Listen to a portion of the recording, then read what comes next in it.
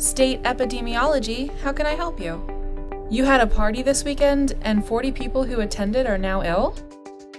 While we have all seen the large food recalls of contaminated food or the latest outbreak of foodborne illness on the news, we usually don't think getting sick can happen to us.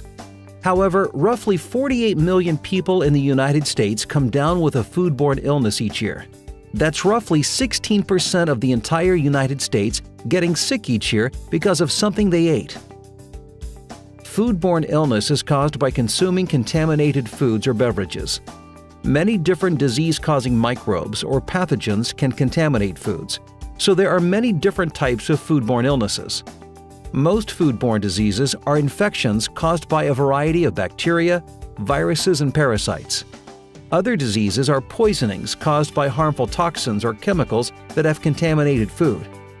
People have always gotten sick from food, but with our increased knowledge of pathogen transmission and our ability to determine the source of an illness, foodborne outbreaks are more readily recognized.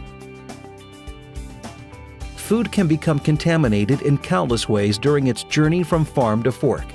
However, most contamination falls into three general areas during the journey from farm to fork: during growing or pre-harvest, production or post-harvest, or final processing and handling before food is eaten or sold. When food is being grown on a farm, it may be irrigated with water unknowingly contaminated with animal waste that ran into the lake that's used for irrigation. This food is contaminated during the growing process.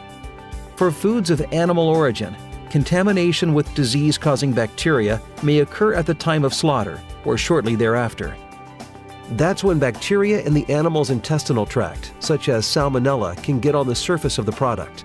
Harmful bacteria, such as Salmonella, often colonize the intestinal tract of an animal and in turn get on the animal's skin or feathers. When the animal is slaughtered, these bacteria can contaminate the surface of the raw meat or poultry. Foods such as deli meat and hot dogs can also be contaminated in factories by microorganisms such as Listeria, which can live in the factory environment. The third common cause of food contamination occurs as a result of how food is handled before being served or purchased. For example, the owner of a catering business takes thawed chicken out of the refrigerator to prepare it for cooking. She places it on the countertop to deskin it prior to cooking. She gets busy and forgets to clean the countertop. After cooking the chicken, she places it back on the unwashed countertop to cool and cut up. She leaves it on the countertop for 4 hours before returning it to the refrigerator, allowing the foodborne bacteria to happily multiply. The next day, she serves the chicken in her famous cold chicken salad sandwich appetizers. Bon appetit! Foodborne illness is entirely preventable. During the past century in the United States, our public health predecessors in the food industry have successfully reduced or eliminated the burden of many foodborne pathogens, such as typhoid fever.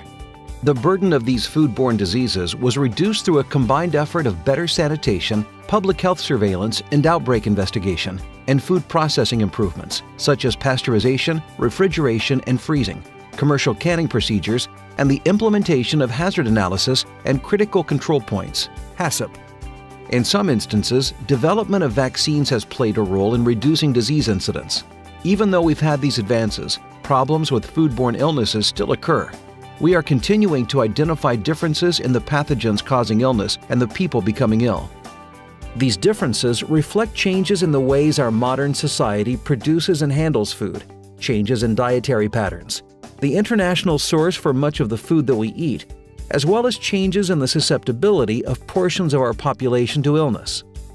People who are more likely to become ill include young children and the elderly, or those who have illnesses that reduce their resistance to infection, such as HIV or cancer.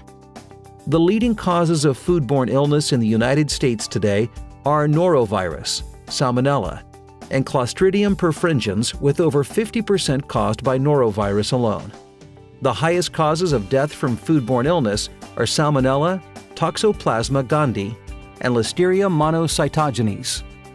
In recent years, trends in foodborne illness in the United States include increases in the incidence of Salmonella, Campylobacter, and Vibrio, and a decrease in incidence of Yersinia, Listeria, Shiga toxin-producing Escherichia coli O157, and Shigella.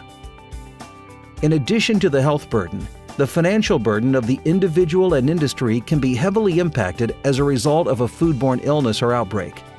Financial implications to an individual may include lost wages or job, medical care costs, and an ongoing physical disability. Foodborne outbreaks can have devastating financial impacts on the industry, including costs to recall contaminated food, reduced consumer demand for the implicated product or brand, costs to implement food safety process improvements, potential lawsuits, imposed fines by government regulators, and marketing efforts to drive improvement of consumer product or brand perceptions after an outbreak. In the face of a potential foodborne outbreak, public health investigators hold a difficult position. When a foodborne outbreak is detected, the public must be rapidly informed to reduce potential morbidity and mortality. However, public health workers must realize that this critical objective is not without consequences, and that accurate empirical evidence must be obtained and followed prior to any public announcement, as some of your fellow citizens' livelihoods will inevitably be negatively impacted. I still don't fully understand how hundreds of people can become ill from a single food source. Has our food production system changed that much? Today, our food production system is global in scale and vastly complex. But let's go back in time to gain a better understanding of how the human food production system has evolved and how large multi-state foodborne outbreaks can occur. The first evidence of human food production emerges during the Neolithic era around 9500 BC. Prior to then, humans are thought not to have used agriculture, but were hunter-gatherers, sharing limited amounts of food among small, geographically dispersed groups. With the advent of agriculture, food was available in sufficient quantities to sustain human settlements. However, as these settlements grew, so did the potential threat of disease transmission from interaction among humans, increases in human waste, and an ever-growing need for more livestock. Undoubtedly, many of these diseases were foodborne pathogens. During the following centuries, agriculture improvements allowed for an increase in the scale of the food system, and it was the Industrial Revolution that brought about a whole new food production paradigm. One of the key elements in this new model was transportation. Investments in railroads and canals made it faster and more efficient to move food from the field to a central processing facility. As a result, food grown out in the Great Plains of the United States could be shipped to Chicago or New York for processing and then out to the populous retail markets before spoilage.